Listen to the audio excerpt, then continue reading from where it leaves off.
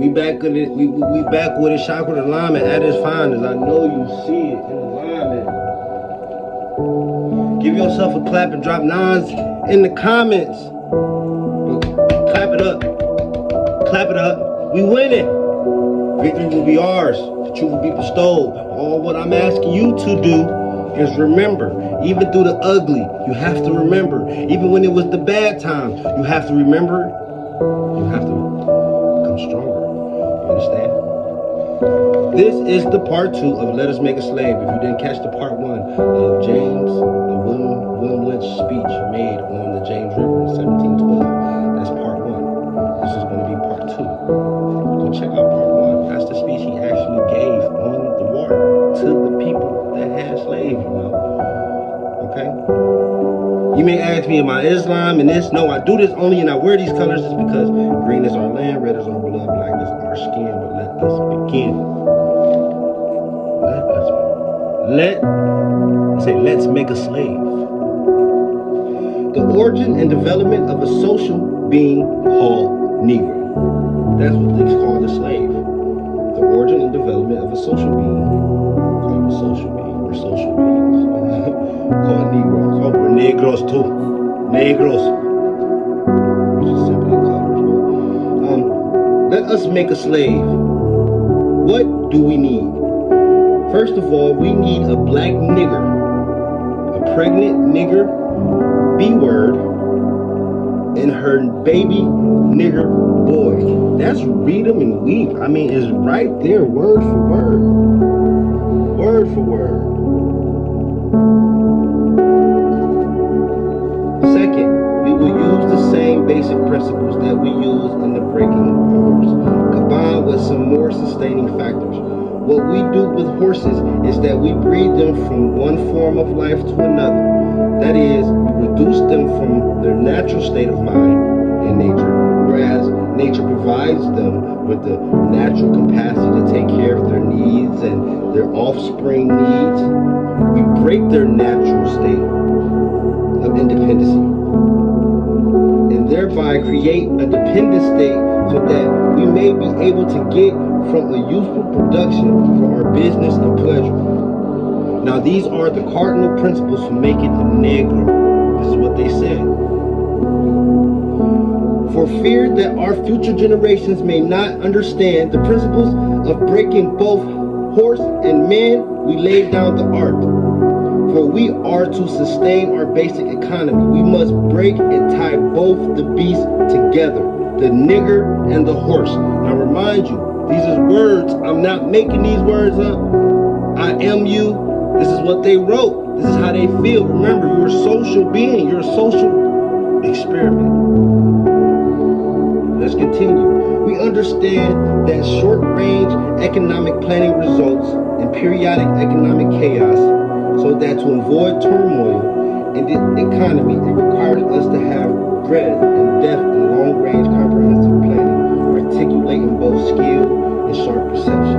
We laid down the following principles for long-range comprehensive economic planning. So pretty much that whole passage was just about pretty much how they're finna break us. The horse method. If you never ever seen horse breaking, if you're not familiar with what farmers do with horse breaking, go to YouTube real quick and go see what they do. But these are the cardinal principles for making a Negro. Now you gotta be, they wrote all of this stuff down because you gotta remember they never thought we were going to be able to read. They never thought we were going to be able to speak. Okay? And this is very hundreds and hundreds of years later. Look what we doing. We reading. We doing all kind of stuff.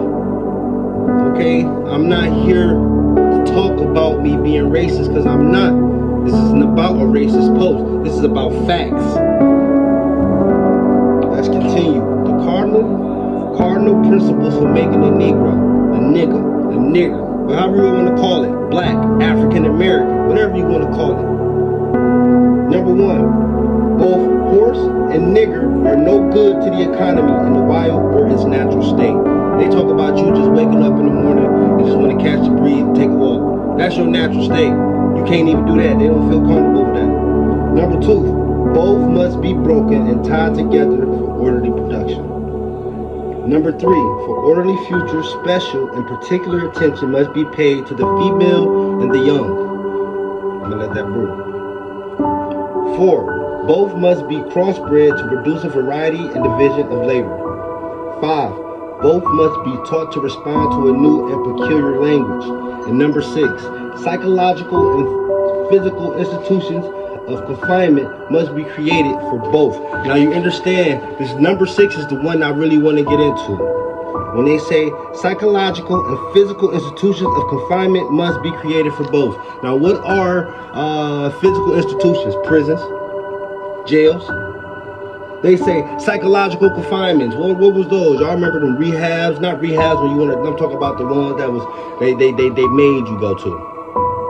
I don't want to say a bunch of names, but like NeoCap, shit like that, but it's a bunch of different names that they use for experiments, because y'all might not even heard of the Tuskegee experiment, where they experiment on thousands of black folks with syphilis.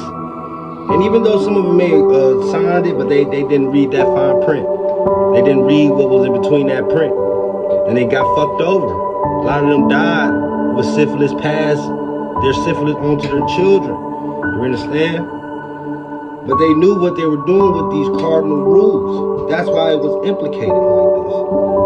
Let's continue. We hold above 6 cardinal principles as truths to be self-evident based upon the following discourse concerning the economics of breaking and tying the nigger and the horse together, all exclusive of the 6 principles laid down above. Neither principle alone will suffice for good economics. All principles must be employed for orderly good of the nation.